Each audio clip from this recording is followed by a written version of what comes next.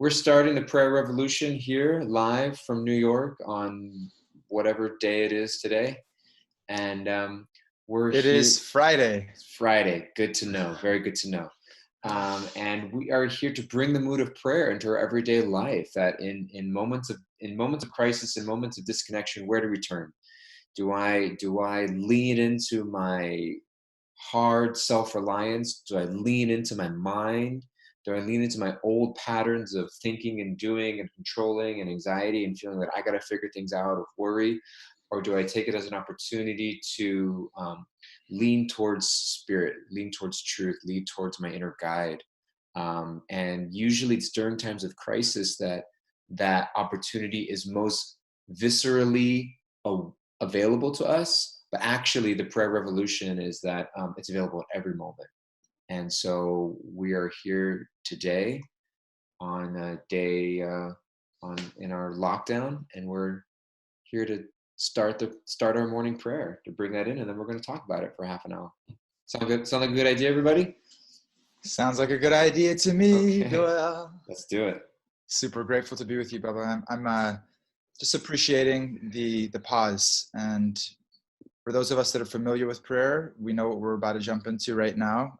It's a very, very simple practice. It's very natural. I think most people in their life at some point or another have called out. Whoever they have called out to, they have called out. And so prayer is a universal language. It's the universal language of the individual heart communicating with the divine heart. And irrespective of culture, ethnic, religious, social background, irrespective of all those things, it cuts across all the boundaries. And it's the individual heart reconnecting with the divine heart. So that is what we're about to jump into right now. So find a comfortable seat, find a pause in your day, wherever you are right now, just pause. Start to take some nice deep inhales and exhales, just connecting to the rhythm of nature, the rhythm of your body. And open yourself up to receive. Receive whatever it is that you need today to feel connected, to feel that you are ready to be an instrument of grace and service in the lives of all those you come into contact with. Open yourself up to receive that energy right now, whatever it is that you're needing this morning, or whatever time it is, wherever you are. I'm going to share a little prayer. This is a prayer written by James Freeman for all the soldiers during World War II. And it is as powerful today as it was then. And so I'll share this, and then we'll see where it flows from there. This is a prayer for protection. The light of the divine surrounds me. The love of the divine enfolds me. The power of the divine protects me. The presence of the divine watches over me. The mind of the divine guides me. The life of the divine flows through me. The laws of the divine direct me. The power of the divine abides within me. The joy of the divine uplifts me. The strength of the divine renews me. The beauty of the divine inspires me. Wherever I am, the divine is. Wherever we are in our day today, whatever it is that we're experiencing in these moments right now, the moments that have led us to where we are right now, my Lord, please empower us. Please empower us with the energy of grace, of compassion, of love, of strength, of tolerance, of forgiveness. Please empower us with all the divine qualities that we may need throughout our day to stay connected to you and to see every single moment of our life as an opportunity to give and to receive love. It's an opportunity to hold space for you and for this ultimate reality. It's an opportunity to help others to awaken. And through that giving, we receive that awakening as well in our own life and our own consciousness. That whatever it is that we're going through right now, help us to connect to you. Help us to feel your presence, your power, your strength, your love. Help us to feel that in our hearts, to feel that in our consciousness, and to bring that into the day that unfolds after this. With gratitude, we pray that we may see everything in our life as a gift, every single moment of our life as an opportunity for transformation, an opportunity for a more selfless, more boundless, more unconditional love that we can express in our lives toward you and toward all of your children.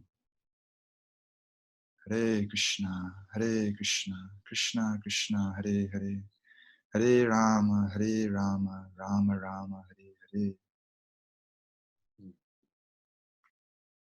Thank you so much, Vera.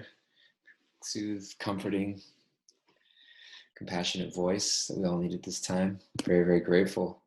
And very grateful to see everybody who's joining us in online, our live Zoomers. If you aren't aware, we have a live Zoom call that we do every morning. If you're not on Instagram or have friends that aren't on Instagram and want to join us live on Zoom, we have also on Instagram Live at the Bhakti Center.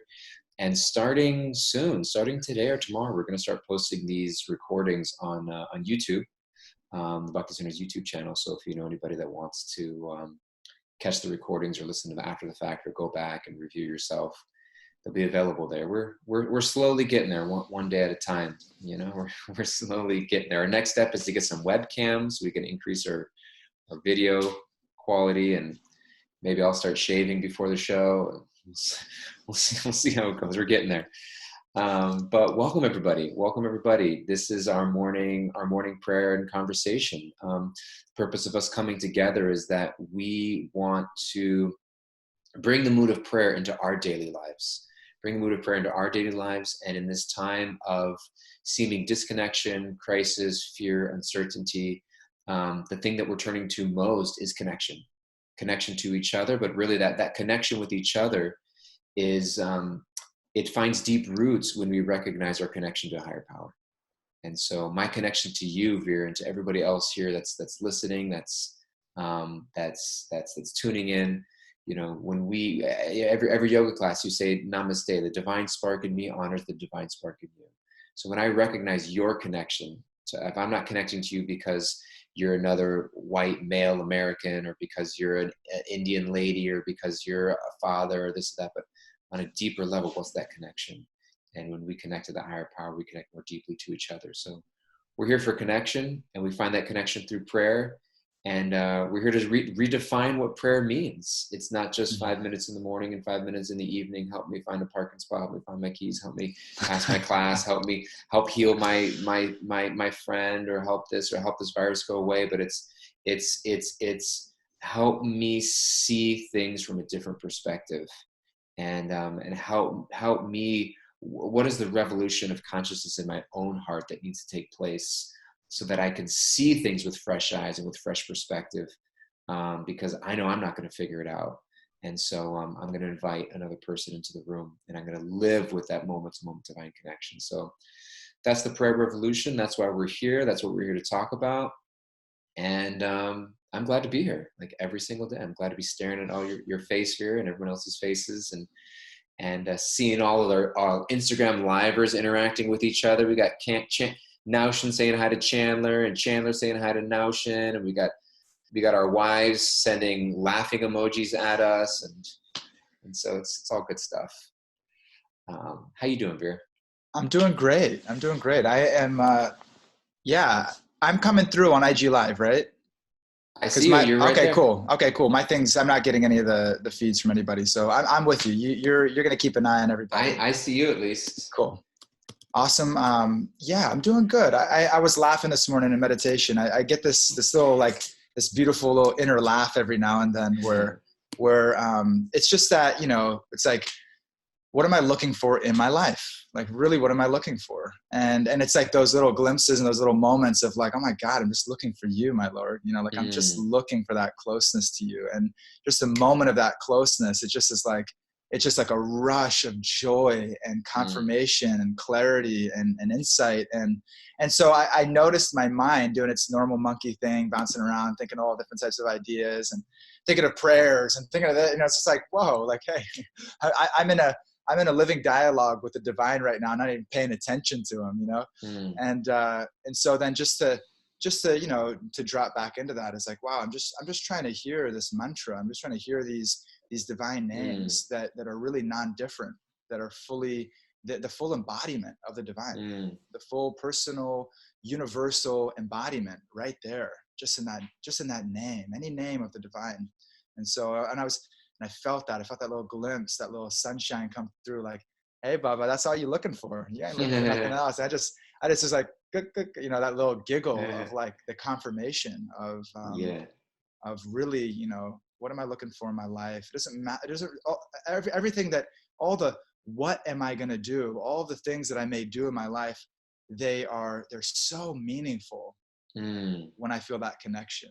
They're invigorating. It's an adventure. Every moment is like a discovery and what's going to unfold. I feel like I'm like an Indiana Jones, like, finding treasures, and like life is just this adventure. And without that connection, then life just doesn't have the same meaning. It doesn't have the same value and the same, inspiration and passion to kind of approach the simplest exchange and interaction with. And so I'm still smiling from this morning's meditation. I'm grateful. So beautiful. Wow. It's like life is like spiritual life is like an Indiana Jones story where we're seeking adventures. We're on that treasure hunt we were talking about the other day, where when I have that divine connection, everything becomes ultra meaningful. The things in my life don't need to change, but maybe I change the way I look at it so that it becomes meaningful for me. Yeah, it's very beautiful. Yeah, and that change comes from within. I was reflecting on Chaitanya's Shikshastakam, the great saint and avatar from the Vedic tradition, Lord Chaitanya, and speaking about the cleansing of the mirror of the heart and the mind. That our nature is that adventure. Our nature is this unbounded love and this fearlessness and like all these amazing qualities that just naturally they exude. They come out of the soul, and they're meant to move through the senses. They're meant to move through our eyes, ears, mouth, nose, tongue, touch. They're meant to move through those senses. But right now they're a little bit covered over.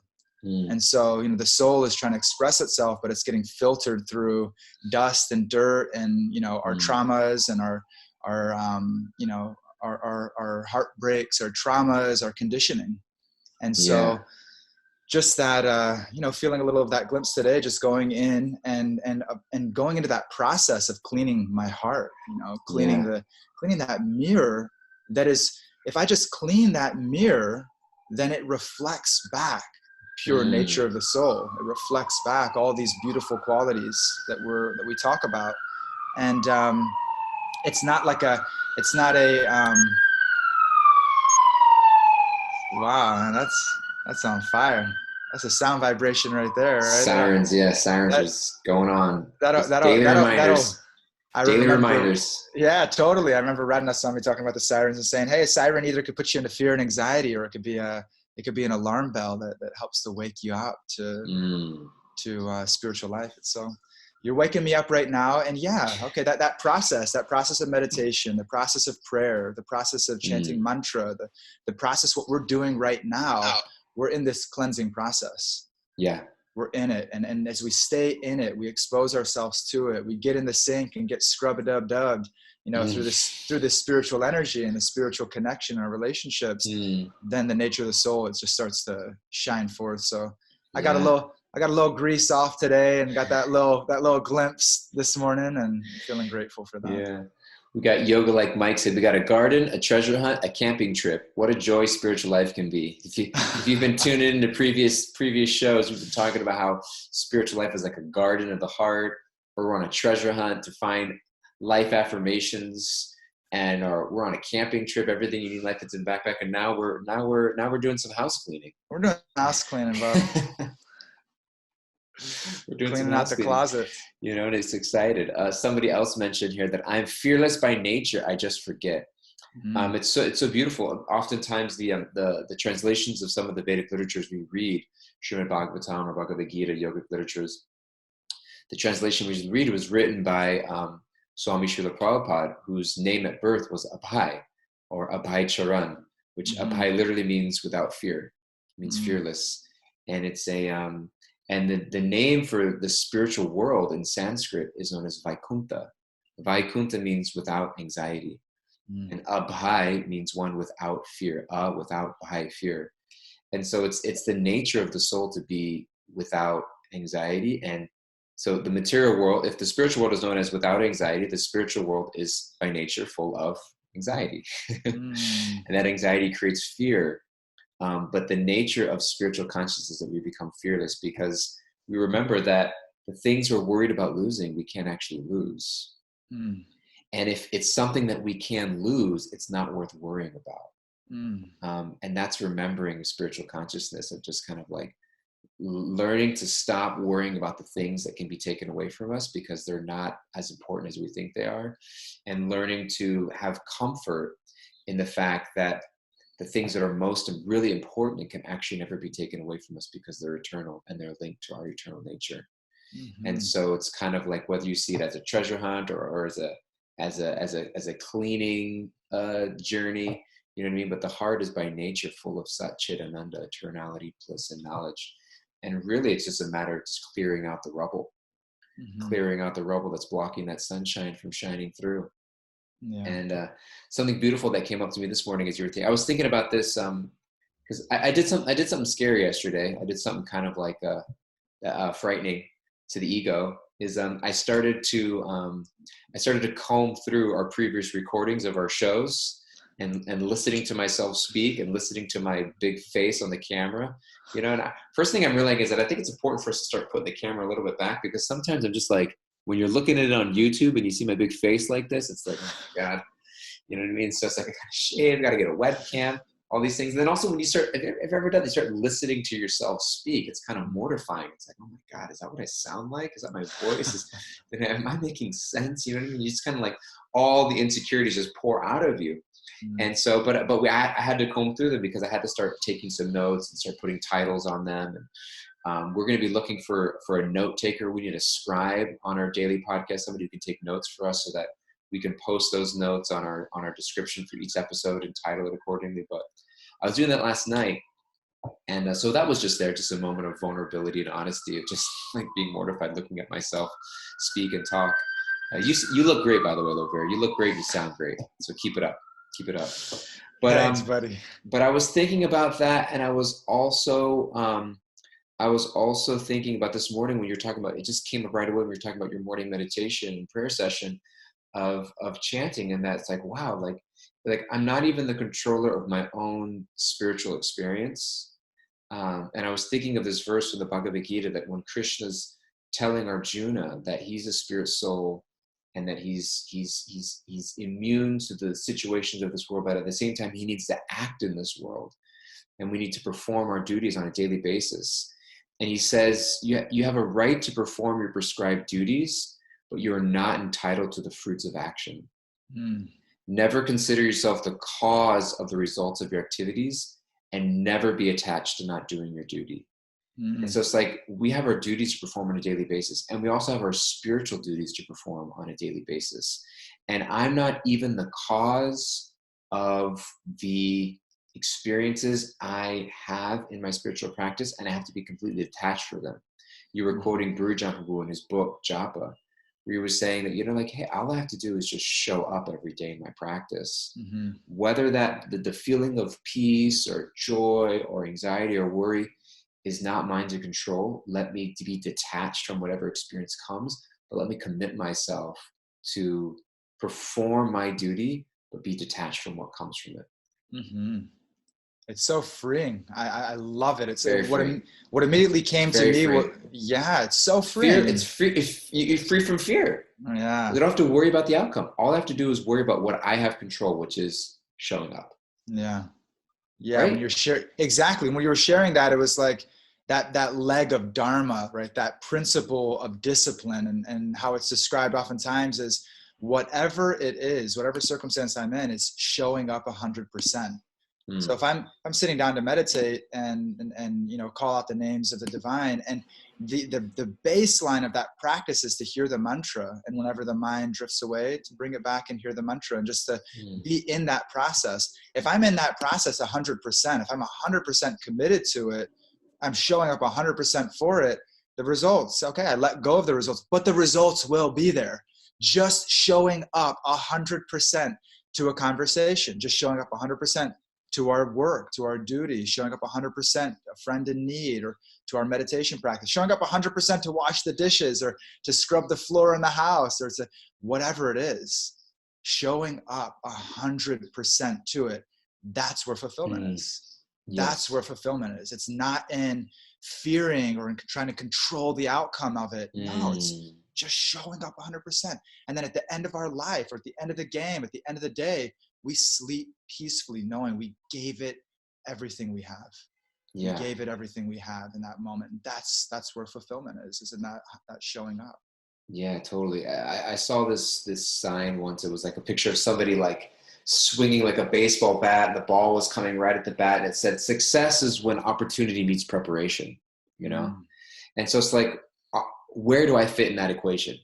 I fit in with the preparation. The opportunity is what comes along outside of my control. You know what I mean? Like, I can't control the opportunity that does or doesn't come to me. All I can do is prepare and be ready for it. And when I know that, I recognize that the success isn't mine to own.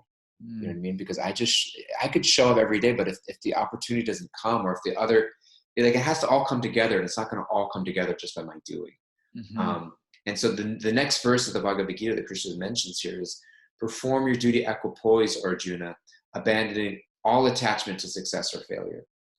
Abandoning all attachment to success or failure. That's kind of like when we were redefining the day's productivity. You know what I mean? It's like, because in that mood, he said, and it says, such equanimity is called yoga.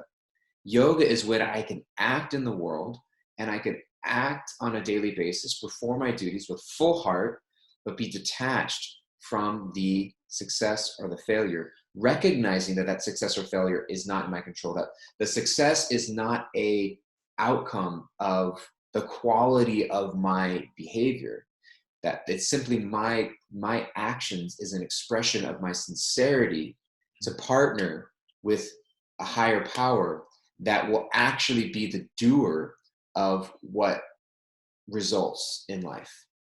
You know what I mean? And I could be surrendered from that, knowing that I actually don't even know what's best for me half the time.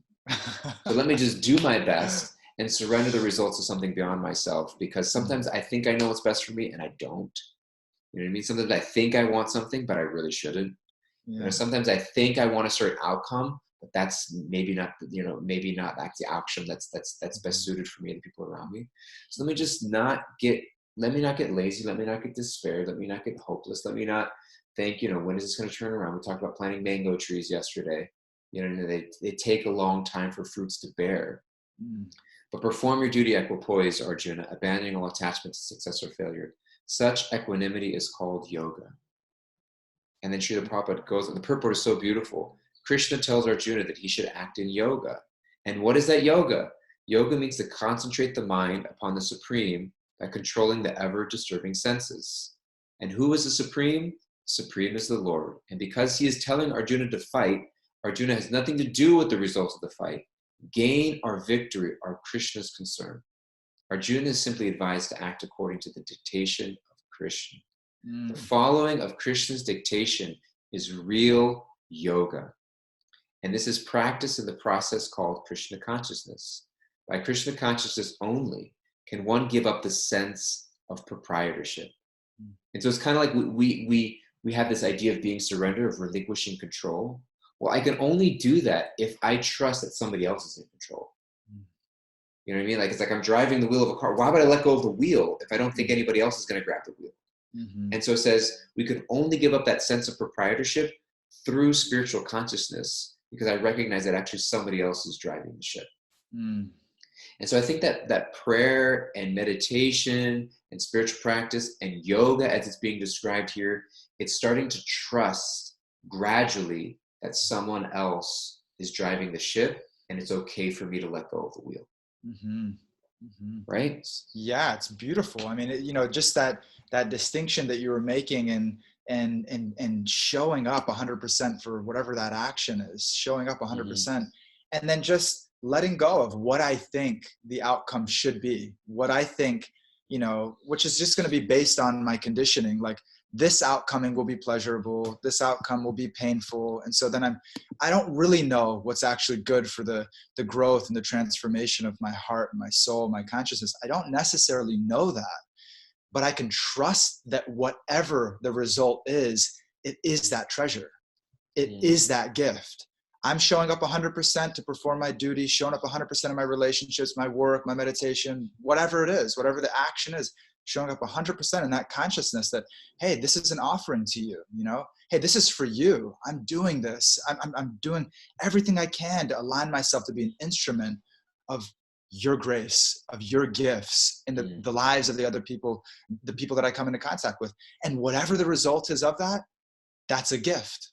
You know, help me to trust that, help me to have faith to be able to see whatever it is. Even it's like, you know, sometimes we have meetings, you know, and they're like meetings at the Bhakti Center. Sometimes it's like, man, they're the most inspiring, you know, we're going to change the world together. We're going to be instruments of helping. So, you know, there's such inspiration and humility, and the exchanges are flowing and so much love flowing. And then sometimes it's like, boom, you like hit a brick wall, you know, and can't connect, and, you know, whatever has happened, right? It's a brick wall with spikes on it and tar and flames and yeah, totally, right? And it's like, okay, you know, that was perfect also, you know, that I meet my partner right now. My partner is like looking at me with disdain, or, you know, is really upset at me for not following through with an agreement. Like, that's a gift.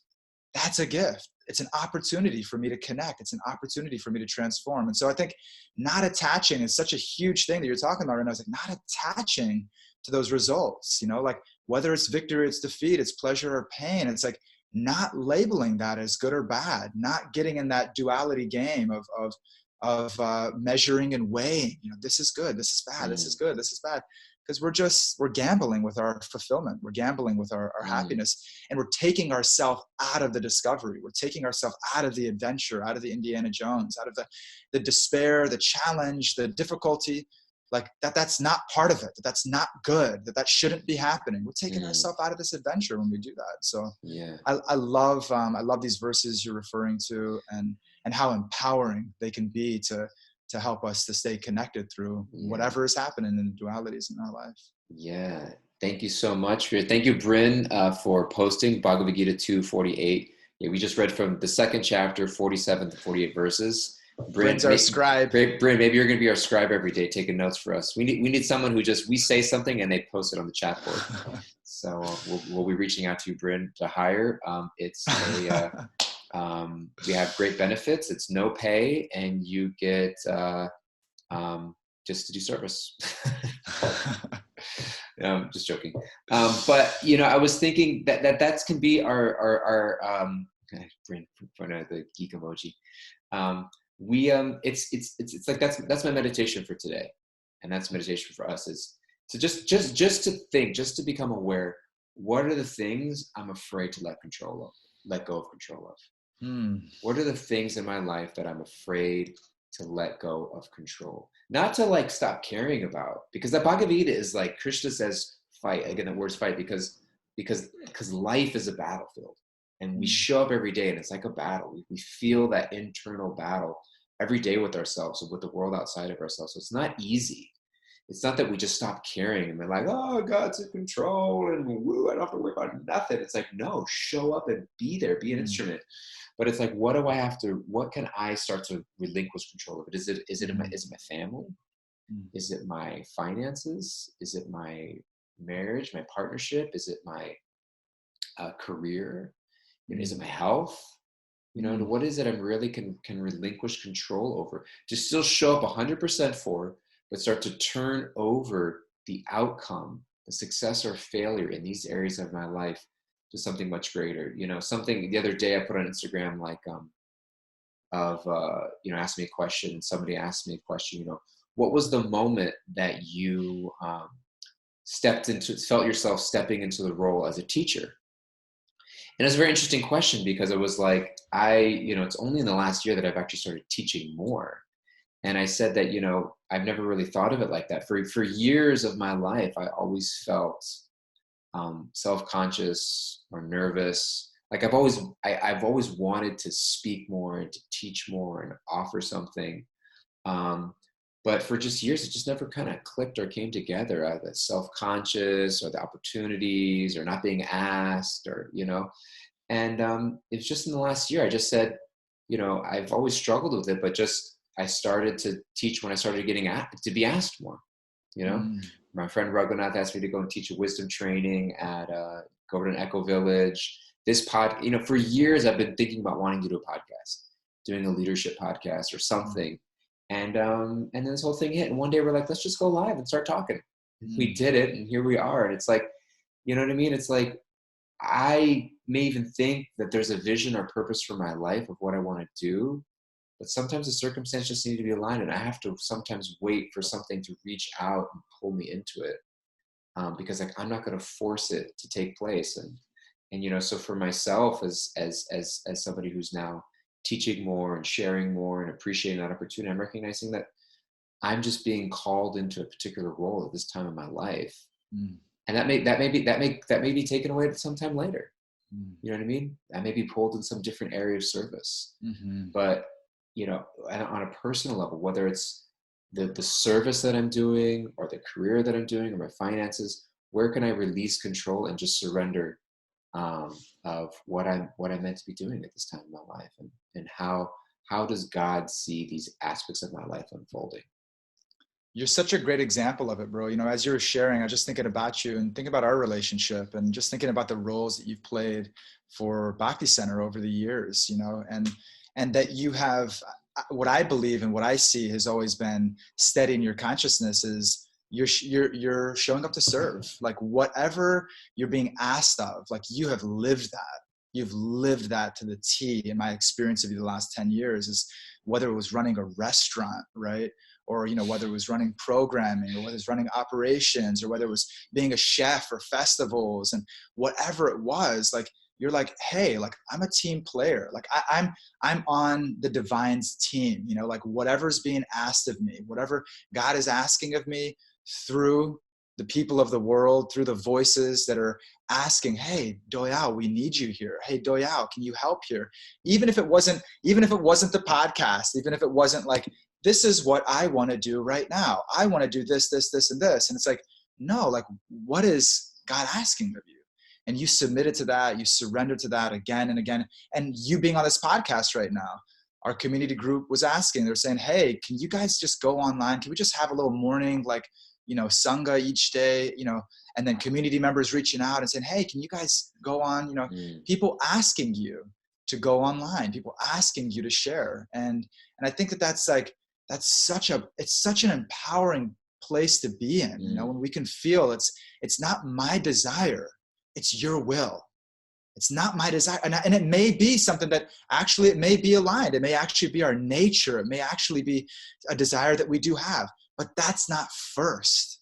That's not first. There's mm, that I'm being called, I'm being asked to do something. I'm being brought in, I'm being given an opportunity to serve, you know, let service is the basis, that mm, submission to service is the basis. And you're such a shining example of that, bro. And inspiring me today to just kind of like listen to that voice, listen to the person that's reaching out, wanting to connect on the phone, and the person that wants to, whatever it is, right? Whatever it may be, whatever those opportunities for service are, mm, and to just make ourselves available and to receive that opportunity. And to Right. Who would have thought, right? We're in the basement figuring out how to run the restaurant 4, 5, 6 years ago, struggling. We never run a restaurant before. We don't know what the hell we're doing, and you're slugging it out and you're, showing up, and we're making a vision for it. And then all of a sudden, boom, Divya comes in and Prentice, and now Divya's kitchen is happening, and you're shifting into another role. And so I love it, bro. I love how you're showing up and mm, inspiring me. And I think for all of us, to be able to say, how can I serve right now? Like, what's being asked of me? Like, if my mother is coming and sitting down at the table and, and wanting to have a conversation, how can I serve right now? You know, mm, if a friend is reaching out and wanting to connect, how can I respond back and see that as an opportunity for service? mm, In my day-to-day life, how can I see those opportunities, and yeah. whatever they may be, little or big, or that's not the that's not what the divine is seeing, that it's Mm, a little service or a big service, a street sweeper or a king. It's that mood and it's that intention, and it allows for love to flow. And so thank you for mm. being an example of that, Paul. You're just a shining heart, brother. You're a shining heart, bro. I love you. So grateful. Got me blushing. All these beautiful love pouring out on Instagram. Just, just receiving the love. Normally, I would just like my immediate response would just be to shut it down because I'm embarrassed. But I just receive the love because I need it and I appreciate it so much. Thank you. I went all the way to 9:30 just so we would have to close. Well, I'm going to close with something just because I know we gotta go, but it's just, that we say, sometimes we got to push and sometimes we got to pull back. And how do I know that that's a divine connection? I'm so excited. It's almost like we could just talk about this right now. We're just getting started. Maybe we'll talk about this tomorrow, because how do I know what I'm being asked to do? It's cleaning that mirror of the mind and just learning to tune into divine connection. Mm. And so it's so, so beautiful. We could talk about that forever, but we're just, it's 9:31. You took all the time at the very end there, just saying things about me. But I love you. Appreciate you so much. I can go on and on about you. Love seeing the faces smiling. Everybody, thank you, Laura. Thank you, Julie. Thank you, Bryn. Thank you, everyone, for tuning in. We love you guys. Jeff, Trisha, Jan. So good to see you. So good to see everybody. AJ was here. He had to run. Ananda, Yini, Michelle Berger, Amir. Just love you guys so much. So glad you guys are here. Mogaji in your comments. Love it. It's beautiful. We're here every morning, 9 o'clock, 8:55 actually Eastern time, starting with our prayer. And we look forward to seeing you again soon. Somebody was asking about the name on YouTube. The Bhakti Center is starting a YouTube channel. I imagine if you just Bhakti Center YouTube, that's what probably it's called. And we're going to be posting those there soon. And if you have anything, questions, thoughts, comments, keep in touch. We'd love to hear from you guys. And otherwise, we'll see you tomorrow. I love you, bro. Thank you guys so much. Signing off. Thank you.